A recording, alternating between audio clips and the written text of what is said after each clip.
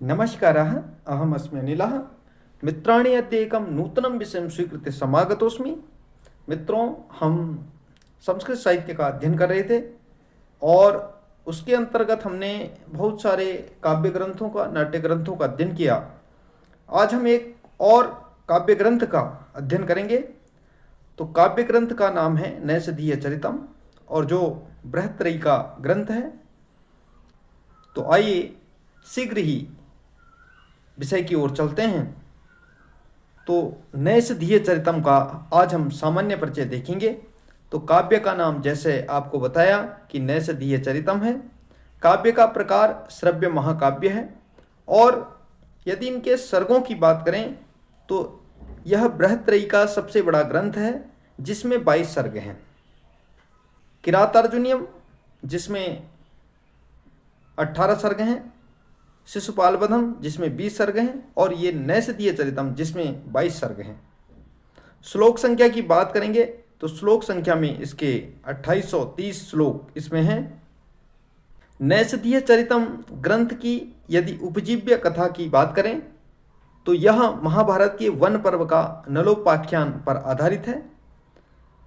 जैसे मैंने आपको भी बताया कि संस्कृत की बृहत्त्रयी में इसका स्थान है। तो किरातार्जुनीयम जो भारवी जी ने लिखा और जिसमें मैंने अभी आपको सर्ग भी बताए 18 सर्ग। उसके बाद शिशुपालवधम जो माघ की रचना है, इसमें 20 सर्ग हैं। नैषधीय चरितम जो श्रीहर्ष ने लिखा और यह बृहत्त्रयी में सबसे बड़ा काव्य ग्रंथ है। यह हमने संक्षिप्त थोड़ा काव्य के विषय में देखा। अब सबसे पहले हमें काव्य की पूर्ण जानकारी से पूर्व हम थोड़ा कवि परिचय की ओर चलते हैं। तो इस महाकाव्य के रचयिता महाकवि श्रीहर्ष हैं। श्रीहर्ष की यदि काल की बात करें, समय की बात करें तो 12वीं शताब्दी का उत्तरार्ध लगभग 1163 ईस्वी से और 1174 ईस्वी के बीच माना जाता है। श्रीहर्ष के पिता का नाम श्रीहीर था, माता का नाम मां मल्ल देवी था। तो श्रीहर्ष कन्नौज के राजा जयचंद्र के आश्रित थे। श्रीहर्ष कन्नौज के राजा जयचंद्र के आश्रय में रहकर उनसे तांबूल द्वयम और आसन ग्रहण किया करते थे। श्रीहर्ष अद्वैतवादी दार्शनिक थे।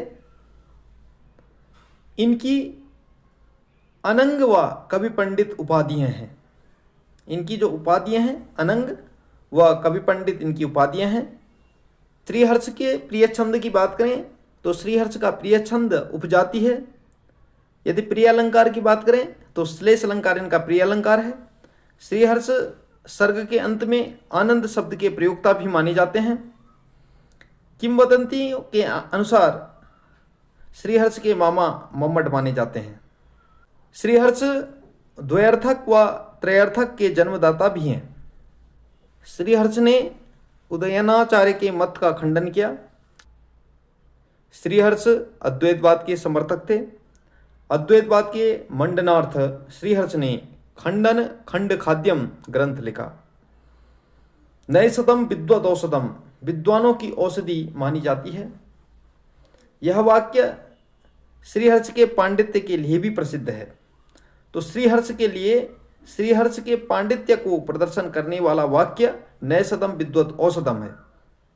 श्रीहर्ष के ग्रंथों की बात करें तो विभिन्न ग्रंथ लिखे तो नैषधीय चरितम, विजय प्रशस्ति, खंडन खंड खाद्यम, गौडोर वशीय प्रशस्ति, अर्णव वर्णनम, नवसाहसांक चरितम जिसे चंपू काव्य है जो, शिव शक्ति सिद्धि, छिंद प्रशस्ति, स्थैर्य विचार प्रकरणम। इस प्रकार के इन्होंने बहुत सारे ग्रंथ लिखे। इनमें से सबसे जो प्रसिद्ध है इनका वह नैषधीय चरितम है। नैषधीय चरितम की विशेषताएं हैं, उन विशेषताओं को देखना अत्यावश्यक है। तो यह संस्कृत साहित्य का सबसे बड़ा महाकाव्य है। श्रीहर्ष चिंतामणि जप करके विद्वान बन गए। नैषधीय चरितम के ऊपर मल्लिनाथ ने जीवातु टीका लिखी। बहुत महत्वपूर्ण प्रश्न है कि नैषधीय चरितम के ऊपर कौन सी टीका मल्लिनाथ ने लिखी। तो जीवातु टीका मल्लिनाथ ने लिखी है। नैषधीय चरितम में प्रयुक्त प्रत्येक पद श्लिष्ट हैं। नैषधीय चरितम में राजा नल की जिह्वा विद्या के आगे नृत्य करती है। नैषधीय चरितम के द्वितीय सर्ग में हंस राजा नल के सामने दमयंती के सौंदर्य का वर्णन करता है। नैषधीय चरितम में दमयंती के स्वयंवर का निर्णय उसके पिता भीमसेन करते हैं। नैषधीय चरितम में दमयंती के स्वयंवर में पंचनलों का श्लेष पूर्वक वर्णन सरस्वती करती है। नैषधीय चरितम में चारवाक दर्शन का उपदेश 17वें सर्ग में है। जब दमयंती के विवाह के पश्चात सभी देवता स्वर्ग की ओर लौट रहे थे, तब राक्षस मार्ग में मिलते हैं। उनमें कली नाम का राक्षस चारवाक दर्शन का उपदेश देने लगता है। इसी सर्ग में नल द्वारा स्थापित अद्वैत मत का वर्णन भी है। तो ये बहुत महत्वपूर्ण टॉपिक है। नैषधीय चरितम में पंचनली से तात्पर्य है इंद्र, यम, अग्नि, वरुण और नल, यह पंचनली है। पंचनली प्रकरण जो है वो 13वें सर्ग में है। तो नैषधीय चरितम जो काव्य है इसमें पंचनली प्रकरण कौन सा सर्ग है? तो 13वां सर्ग है। नैषधीय चरितम के 14वें सर्ग में दमयंती देवताओं की स्वीकृति से नल को पति रूप में स्वीकार करती है। नैषधीय चरितम में विज्ञान के साथ प्राणी विज्ञान तथा सामुद्रिक शास्त्र का तथा तंत्र शास्त्र का वर्णन भी है। नैषधीय चरितम में दूत कार्य हंस करता है। जो दूत का कार्य करता है वह हंस करता है। सबसे अधिक श्लोक वाला सर्ग नैषधीय चरितम का वह 17वां सर्ग माना जाता है, जिसमें 222 श्लोक माने जाते हैं। और सबसे कम श्लोक अर्थात छोटा सर्ग जो नैषधीय चरितम का माना जाता है वह 13वां सर्ग, जिसमें 55 श्लोक हैं। कुल प्रयुक्त छंदों की यदि बात करें तो 19 छंदों का सर्वाधिक प्रयोग इसमें हुआ है। सर्वाधिक प्रयुक्त छंद उपजाति छंद है और प्रथम सर्ग में वंशस्थ छंद है। अलंकार की बात करें तो उपमा, रूपक, उत्प्रेक्षा, अतिशयोक्ति, श्लेष की प्रधानता इस काव्य ग्रंथ में अलंकारों की है। प्रधान रस की बात करें तो श्रृंगार रस प्रधान रस है और सहायक रस इसमें करुण, वीर और अद्भुत हैं। रीति की बात करें तो वैदर्भी रीति है।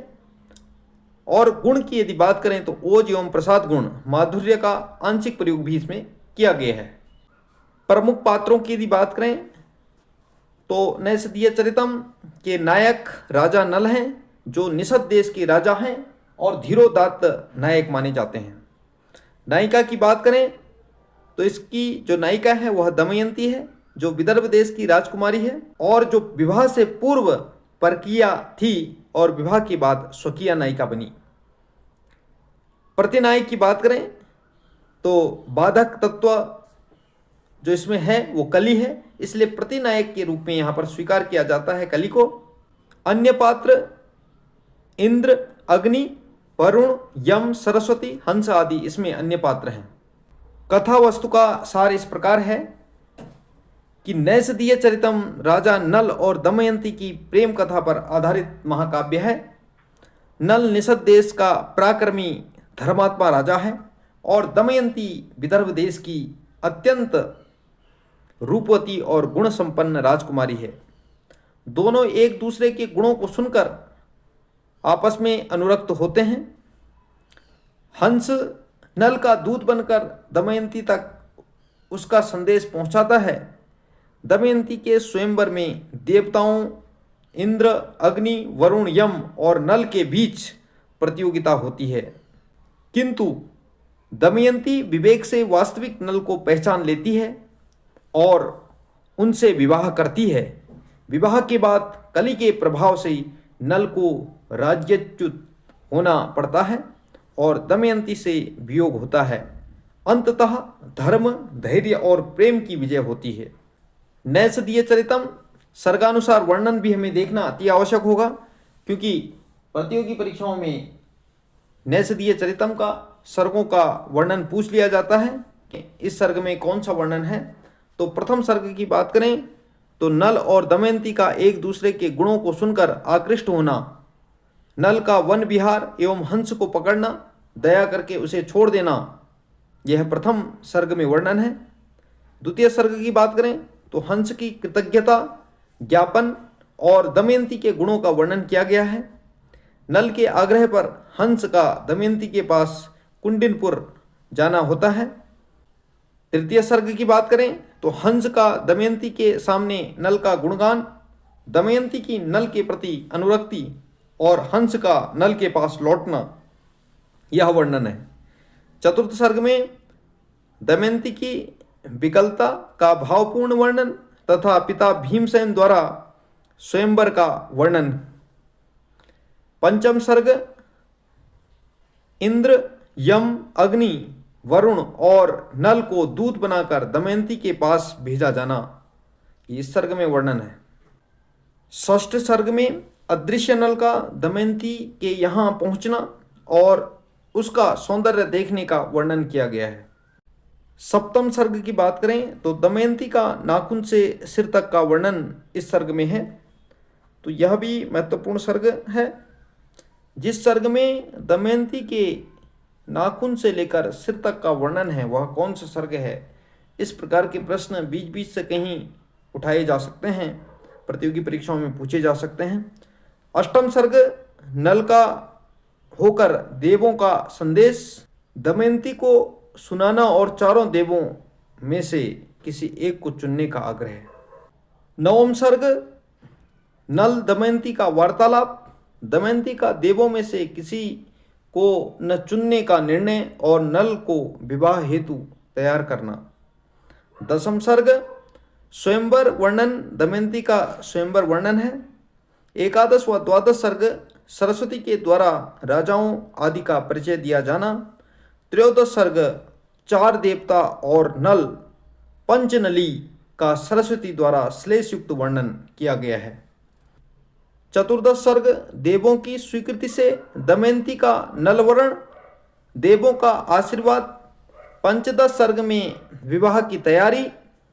षोडश सर्ग विवाह संस्कार आदि, विशेष वैवाहिक भोजन आदि का वर्णन। 6 दिन रुककर नल का अपनी राजधानी पहुंचना। सप्तदश सर्ग देवों का लौटते समय कलि से मिलना, कलि के मुख से चारवाक सिद्धांत का विस्तृत वर्णन। देवों द्वारा चारवाक सिद्धांत का खंडन। क्रुद्ध कलि का नल को राज्यच्युत तथा दमयंती से वियुक्त करने का शाप। अष्टादश सर्ग नल दमयंती का प्रथम मिलन। नवदश सर्ग से और द्वाविंशति अर्थात 19वें सर्ग से और 22वें सर्ग तक इन चारों सर्गों में नल दमयंती की दिनचर्या, देव स्तुति, चंद्रोदय, सूर्योदय आदि का वर्णन, नल दमयंती का विलाप वर्णन तथा कविवृत्त से महाकाव्य की समाप्ति होती है। कुछ सूक्तियां महत्वपूर्ण जो प्रतियोगी परीक्षाओं में पूछी जाती हैं, कुछ सूक्तियां लिखी हैं, तो जिसमें आर्जवम ही कुटिलेषु न नीति ही एक सूक्ति है।